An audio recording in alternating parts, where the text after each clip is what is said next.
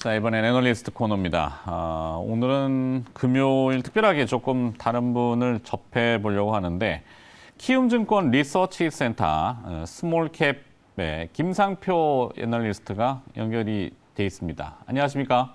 안녕하세요. 네. 자, 저희가 이제 오늘부터 그 수도권 거리두기 단계가 격상되면서 부득불하게 지금 전화 연결로 연결을 했는데 응해주셔서 대단히 고맙고요. 자, 감사합니다. 시장의 패턴이나 색깔을 좀 짚어봐야 될 것 같은데 이 개별 종목 장세 이거는 이제 항상 왔던 거 아니겠습니까?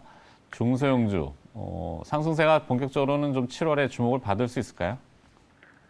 일단 6월부터 장의 성격을 살펴보면요.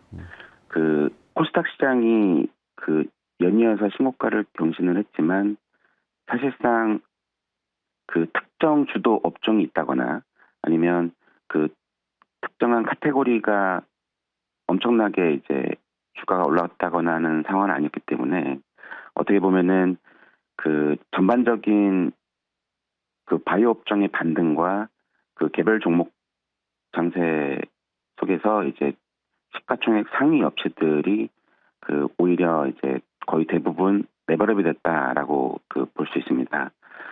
참고로 그 시가총액 1조 이상 기업들의 그 숫자를 보면요. 2018년, 19년 나란히 한 25개였습니다. 근데 어제 기준으로도 한 65개 정도 그 1조 이상 기업들이 코스닥에 포진이 되는데, 예전에 보시면 그 바이오 업종 위주였다가 지금 40위 내에 상당 부분 그 반도체 소보장 및 2차 전지 회사 그리고 미디어 엔터 기업들 위주로 올라왔기 때문에 그 시가총액 그 상위 업체들의 반등이 결국은 그 코스닥 신고가를 이끌었다. 그리고 개별 종목 위주로 그 반등을 했다라고 판단하고 있습니다.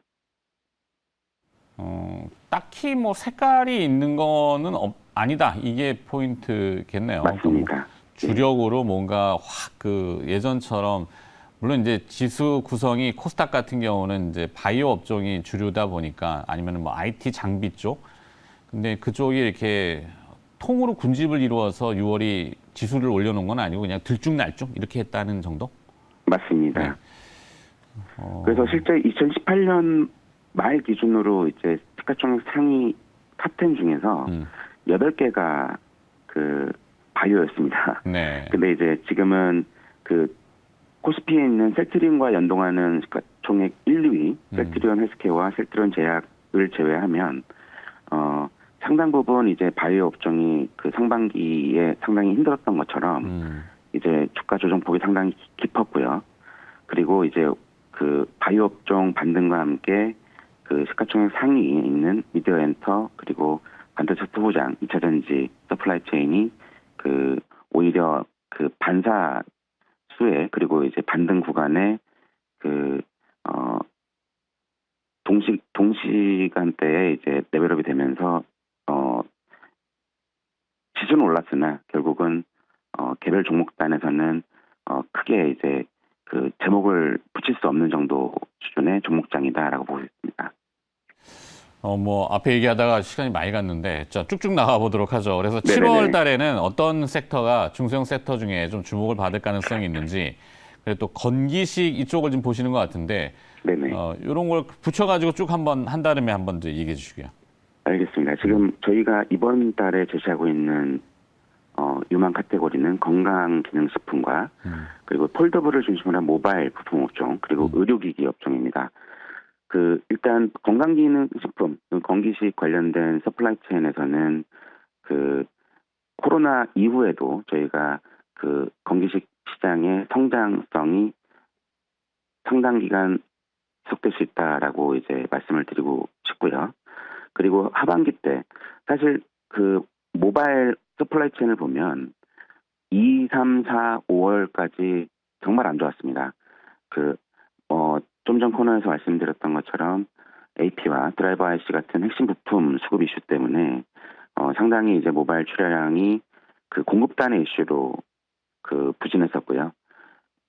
다만 이제 수요단에서의 이슈는 아니었기 때문에 하반기 때 그 아이폰도 이제 신모델을 출시하지만 삼성전자도 노트 시리즈를 대체할 수 있는 폴더블 모델을 포함하여 폴더블 신제품 2종을 이제 곧 출시를 할 거기 때문에 관련 서플라이 체인이 그래도 이제 2분기보다는 의미 있는 반등을 진행을 할 거다. 그리고 그 다음 그 중에서도 폴더블 관련 서플라이 체인이 상당히 이제 편안하게 중장기 성장 곡선을 맞이할 수 있다라고 보고 있고요. 마지막으로는 의료기기 업종입니다.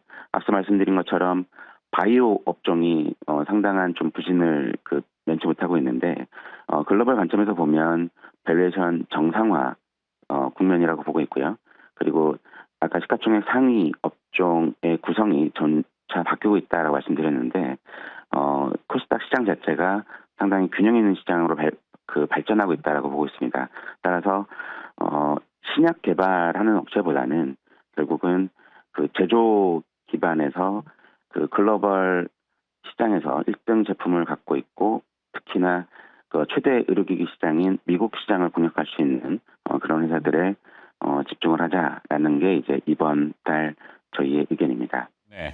자, 그러면 이제 카테고리를 쭉 주셨는데 그 카테고리에 걸맞는 기업 초이스가 좀 중요하잖아요. 맞습니다. 섹터별로 탑픽 기업들만 소개를 해주시고 마무리하도록 하겠습니다. 예, 제가 3가지 업종을 말씀드렸고요.